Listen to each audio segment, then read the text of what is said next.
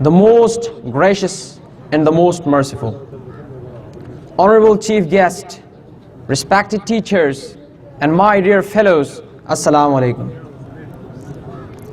I have come here to speak on the topic, child is the father of man. The first thought that comes in mind is, how can a child be the father of man? But as I sat down last night in the company of twinkling stars, I traveled down the memory lane of history into 19th century to make a sense out of this absurd looking thought. It was in the green mountains of a beautiful village in England that a great English poet poured words of importance and wisdom that echoed in places as old as the hills of Egypt and have remained increasingly relevant as ever since then. About 3 centuries back, William Wordsworth observed that in a child can I see the father of tomorrow, the builder of the nation, the laugh of an innocent dove, and the destructive hunger of a wolf. And that in a child can I see the presence of a being as sweet as a poison, that the child is a seed which will grow for the adult man. Dear viewers and listeners, childhood is the most crucial and significant part in a human being's development.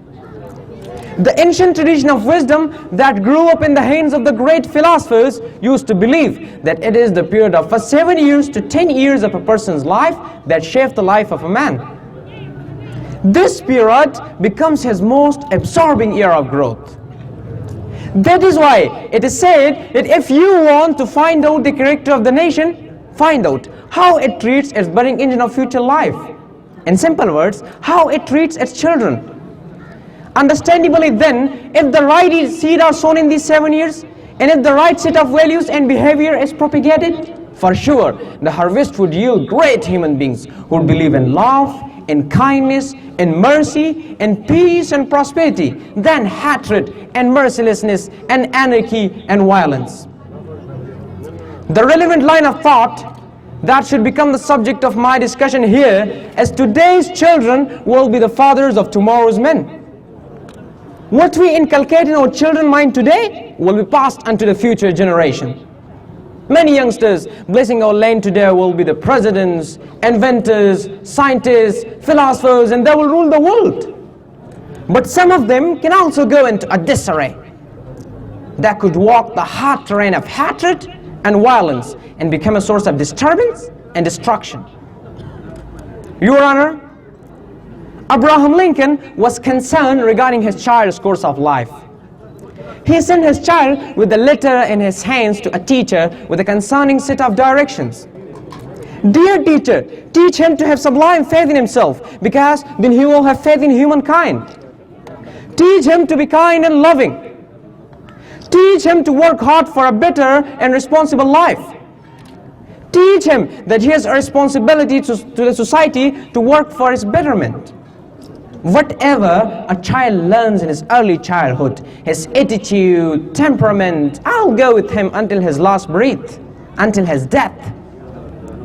Child is the purest form of the man because he is ready to trust and love. He has no hatred or envy for anyone.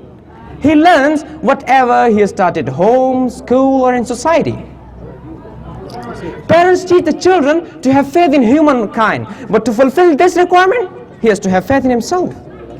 I ask the parents, have you worked on the growth of your children? Teachers teach the students to be kind and peaceful, but the teacher should first have these values in his life. Only then he or she can inspire the students. Your Honor, Nelson Mandela once said, the only weapon that can change the world is the power of education. Dear friends, teachers and politicians, I ask all of you, are we going on the right path? Are we producing such a bright-minded students in our schools and colleges who can then become a source of progress and development for us?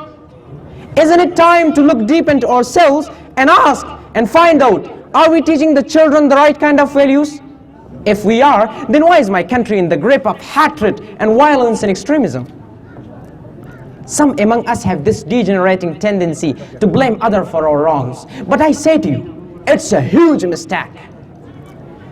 had Shakespeare been alive today, he would have reminded us through Julius Caesar. Dear Pakistanis, the fault is not in our stars, it's in ourselves.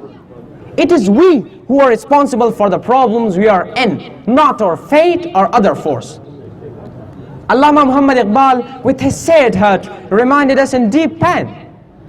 My dear Muslims, verily Allah will not change your conditions until you come forward to change your conditions. Your Honor, therefore, learning good ways of life is a continuous process, and it goes till one dies. That is what sociologists call this process a socialization.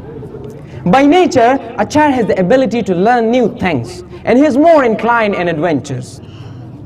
William Wordsworth said, "Never let the child die in you." It all speaks volumes that the child helps the man to learn, to be socialized according to the norms and values of the society.